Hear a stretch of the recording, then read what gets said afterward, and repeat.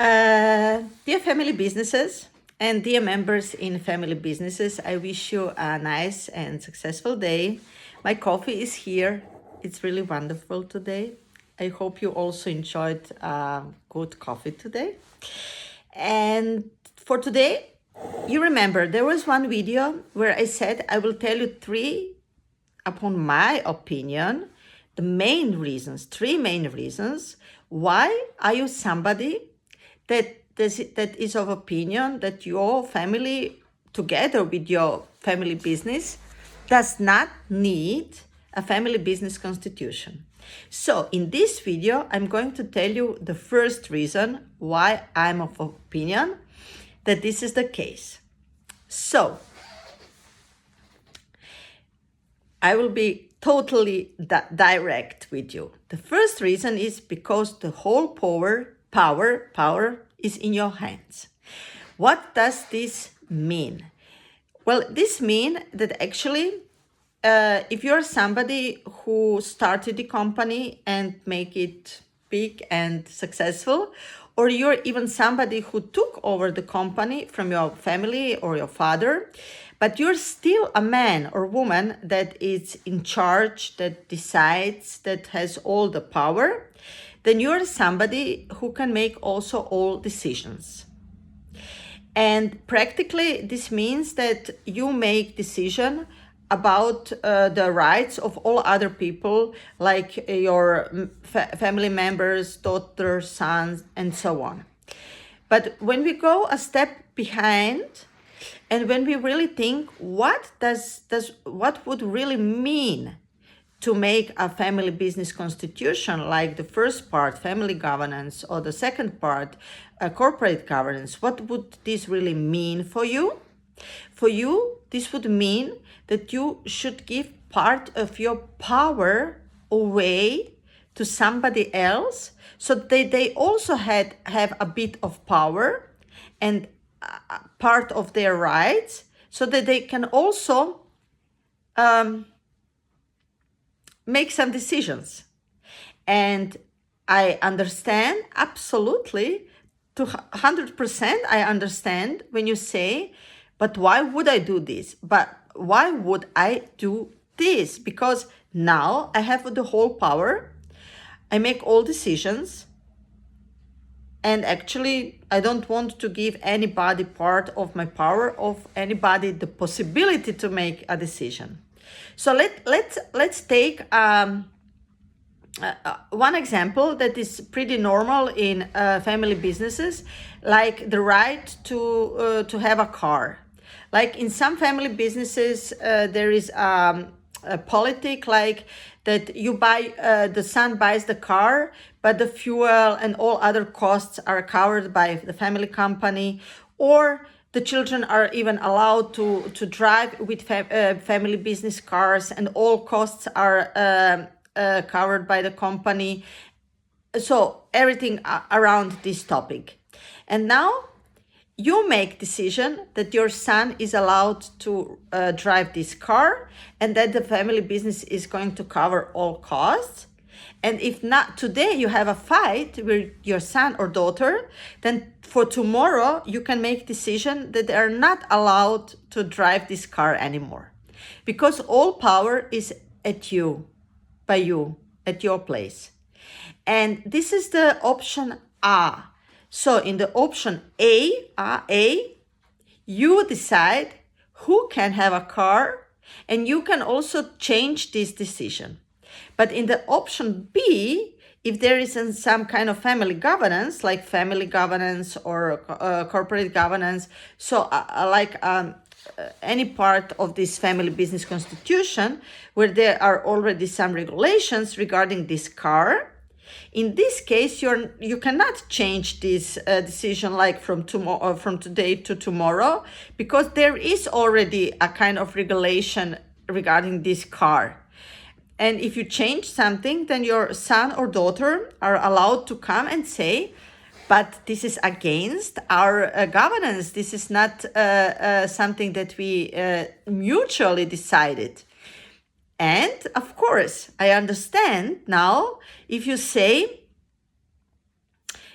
For me, it's much more comfortable to sit in the position where all power is by my place. I don't give anybody any power, and I make all decisions because I can.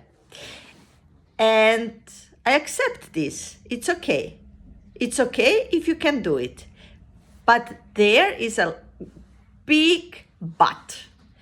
Because usually there is a moment or a situation where you're brought into a situation where you see that this is not possible for the future anymore, or may not be possible. Why?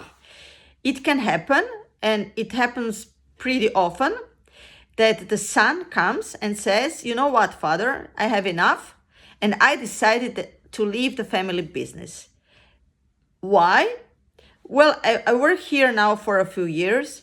I have no rights. I have no possibility to decide. My future is totally unsecure.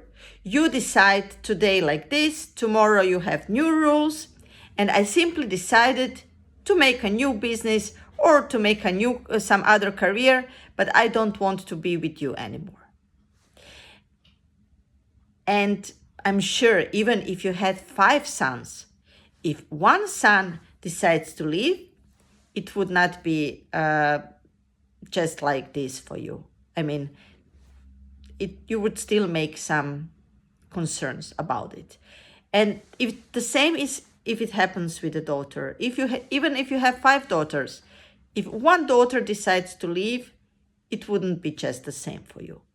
So there is the reason I say the possibility to keep the whole power at your place.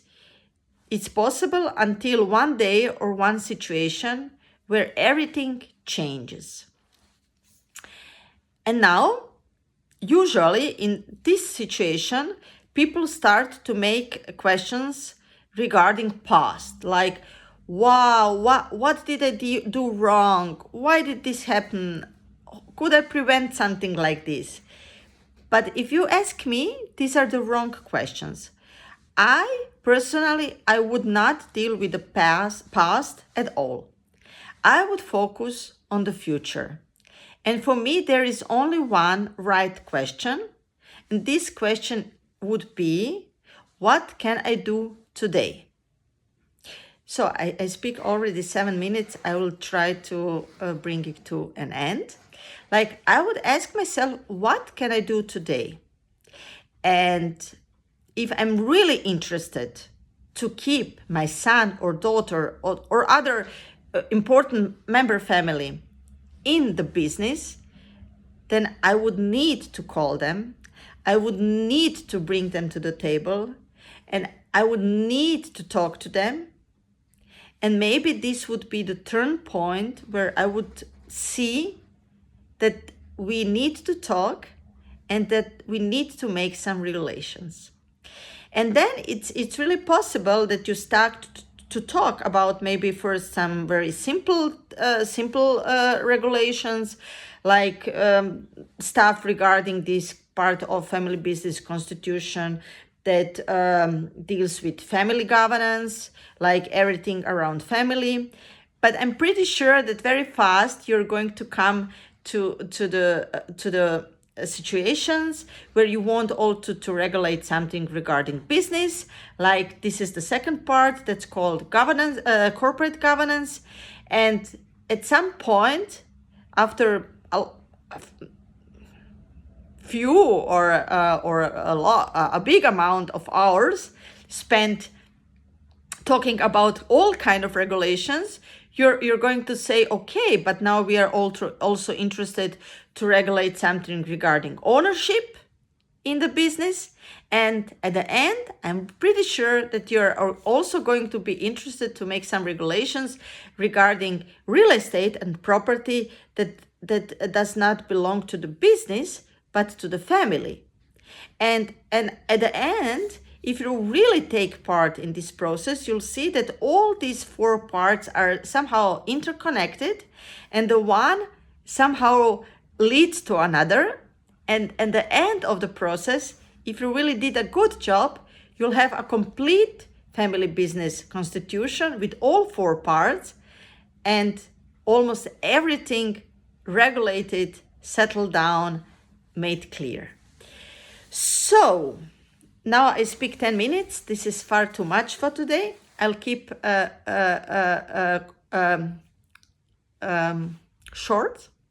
We started with the number 1 reason. Why are you not interested for a family business constitution right now?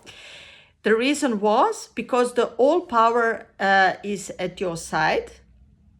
And maybe in this video, I only simply helped you to think about it.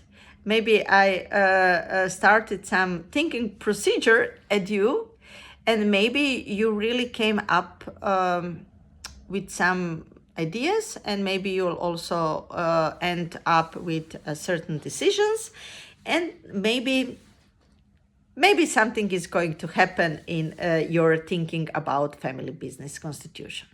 So I wish you a nice and successful day. And in the next video, I'll talk about the second main reason. Why are you of opinion that you don't need a family business constitution? I wish you a nice and successful day, and bye-bye.